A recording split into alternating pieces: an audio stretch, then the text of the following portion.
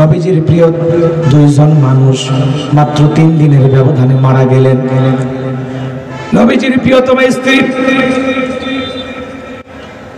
আম্মাজান খাদিজাতুল কুবরা রাদিয়াল্লাহু তাআলা আনহা মারা গেলেন। নবীজির কাছের চাচা আবু তালিব মারা গেলেন। রাসূল দুইজন মানুষকে অনেক ভালোবাসতেন। এই দুইজন মানুষও রাসূলকে নিজের জীবনের চাইতে বেশি ভালোবাসতেন। বলেন আল্লাহু আকবার। দুইজন আপন মানুষকে হারিয়ে ব্যথিত হৃদয় নিয়ে বিশ্বনবী তায়েফে চলে গেলেন কালেমার দাওয়াত দেওয়ার জন্য। তায়েফের যুবকেরা কালেমার দাওয়াত গ্রহণ করলেন না। নবীজির জান্নাতি শরীর মোবারকে পাথর নিক্ষেপ করলেন।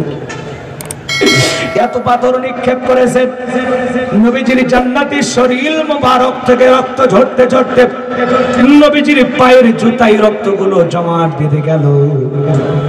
আমার নবীজি জ্ঞান হারিয়ে ফেললেন। নবীজির হুঁশ নাই। পাথরের মধ্যে নবীজির শরীরটা ঢেকে গেছে। নবীজির প্রিয় সাহাবী হযরতে যায়েদ বিন হারিসা বলেন, অনেক কষ্টে রাসূলের শরীর থেকে পাথরগুলো সরায় ফেললাম। এরপরে নবীজির হুঁশ ফিরে এলো। নবীজি ডেকে বলে, যায়েদ এখন কোন ওয়াক্তের নামাজের সময়? হযরতে যায়েদ ডেকে বলেন, নবী এখন আসরের নামাজের সময়। বিশ্ব নবী ডেকে বলে, যায়েদ আমার একটু ওযু বানায় দাও। হযরতে যায়েদ ডেকে বলেন, নবীজির পা মোবারক থেকে যখন জুতাগুলো খুলতে গেলাম, আমি তাকায় দেখি নবীজির পায়ের ভিতরে জুতার ভিতরে রক্তগুলো জমাট বেঁধে আছে। অনেক কষ্টে আমি জুতা মোবারক খুললাম।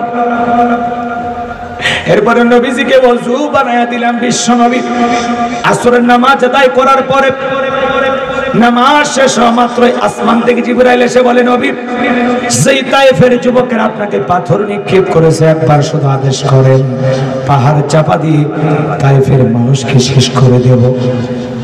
বিশ্ব নবী ডেকে বলে,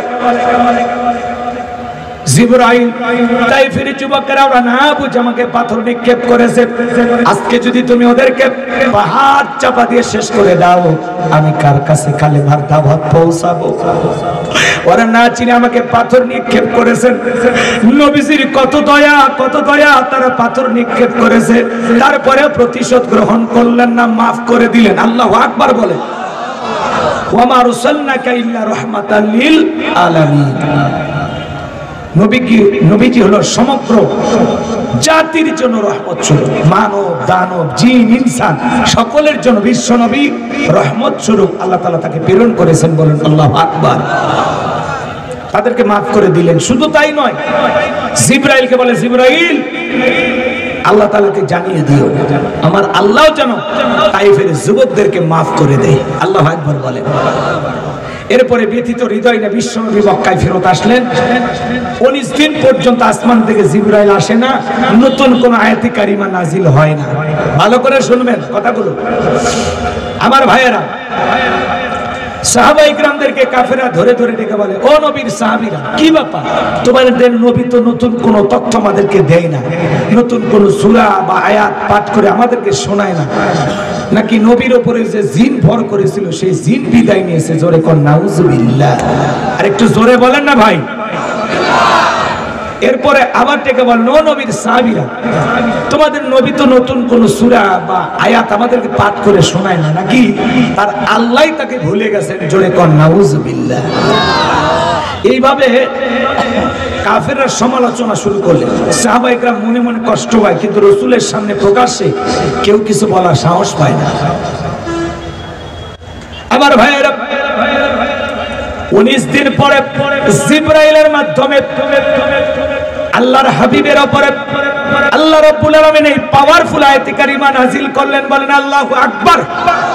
এই পাওয়ারফুল আয়াতে কারিমা গুলো নাজিল করে আল্লাহ পাক জানিয়ে দিলেন, ইন্নাল্লাযীনা ক্বালু রাব্বুনাল্লাহ।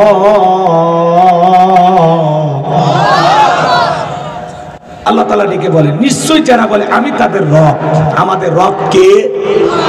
সুম্মাস্তাকামু, এই কথার উপরে যারা ইস্তেকামাত থাকে, অবিচল অটল থাকে, তাতানাজ্জালু আলাইহিমুল মালায়েকা, আসমান থেকে তাদের উপরে ফেরেশতা নাজিল হয়।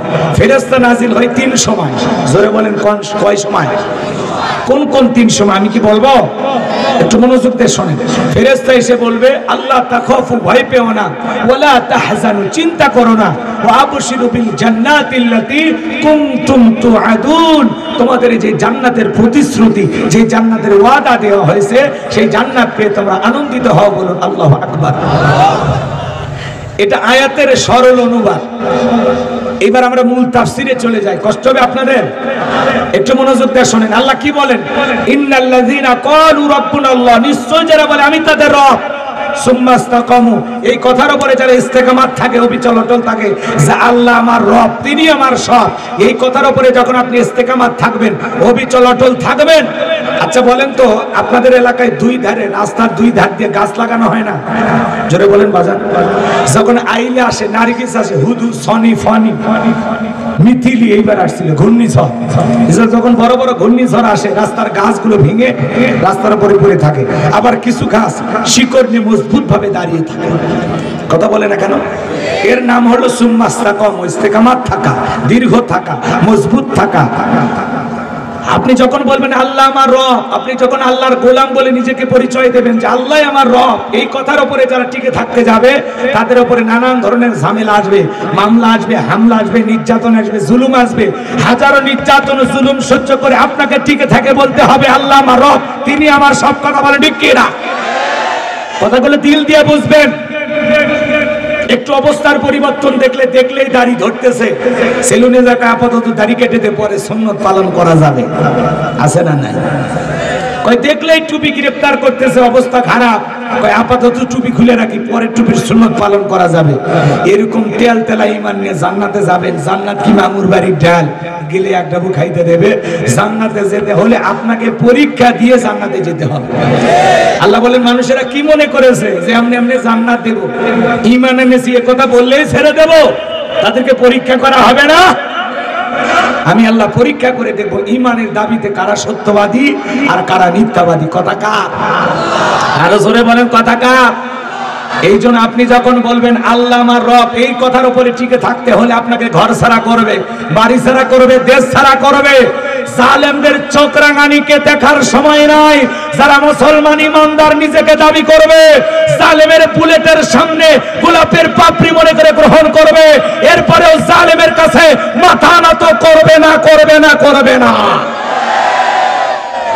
ইমানদাররা আল্লাহ ছাড়া দুনিয়ার কাউকে ভয় পায়। একটু মনোযোগ দিয়ে শুনবেন, দিল দিয়ে শুনবেন, সামনে গেলে কথা বুঝবেন। আল্লাহ তাআলা কি বলতেছেন? ইন্নাল্লাযীনা ক্বালু রাব্বুনাল্লাহ, নিশ্চয়ই যারা বলে আমি তাদের রব। খুলনা ডুমুরিয়ার মুসলমানেরা ডান হাত তুলে শাহাদাত আঙ্গুলি দ্বারা আসমানের দিকে ইশারা করে চিৎকার মেরে ডেকে বলেন তো আমাদের রব কে? আর একটু জোরে ডাকতে বলেন আমাদের রব কে? হৃদয়ের সবটুকু আবেগ ভালোবাসা নিয়ে চিৎকার মেরে ডেকে বলেন তো আমাদের রব কে? আর একটু জোরে ডাক দেন আল্লাহ। কলিজার সবটুকু ভালোবাসা নিয়ে ডাক দেন আল্লাহ।